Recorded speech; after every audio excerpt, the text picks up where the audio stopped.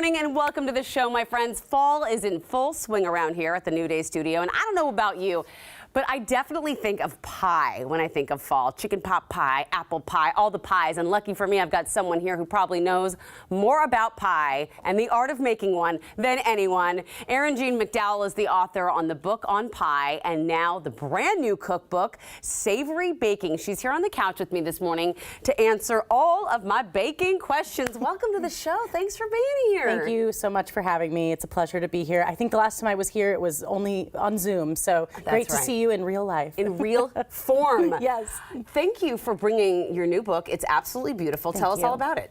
My new book is all about transferring my love of baking to every meal of the day. So basically breakfast, lunch, dinner, and everything in between. Lots of snacks. And also, as always, kind of trying to encourage people to get creative with their bakes. So that's what I'm all about. Creativity with baking. Well, I did tell you, I've never made a pie before. Oh, we could change that. It seems so intimidating because you got to put weights in it. I heard about people putting pie weights in there. Yes, that's a term called par baking. That's only for some pies, so you don't have to do all of it. And actually, all of my books, I rate all of my recipes easy, medium, and hard. So you can actually go into the book and you can just start with one of the easy recipes, and it's not going to have some of those intimidating things if those scare you. Okay, well, I like that. The whole easy section is going to be totally just well used.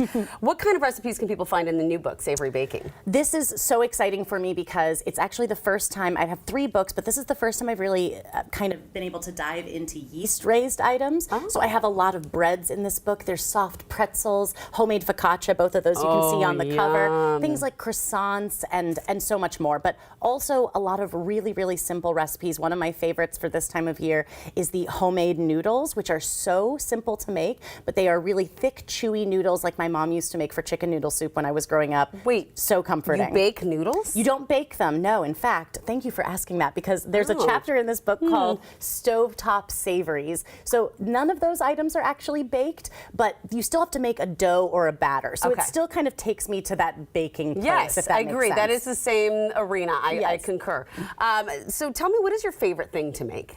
Well, pie is by far my favorite thing to make, and it's also my favorite thing to make for other people, and it's also my favorite thing to teach people to make because just like you said, so many people are intimidated by it, but really I think it's about muscle memory. So much of baking is about muscle memory. And so if you only make one a year for Thanksgiving, and then the next year you think, God, why can't I do this? This is awful. But you've only made one a year. Yeah, so if you challenge yourself and you make a couple, and one of the things I love about pie is that it translates so well to sweet and savory. So I have a ton of great savory pies in here. One of my favorites is the meat and potatoes pie. It's like a beef stew in the bottom, and then the top is actually topped with Duchess potatoes, which then get baked and crisp on the top. Oh my gosh, my grandma's making stew today.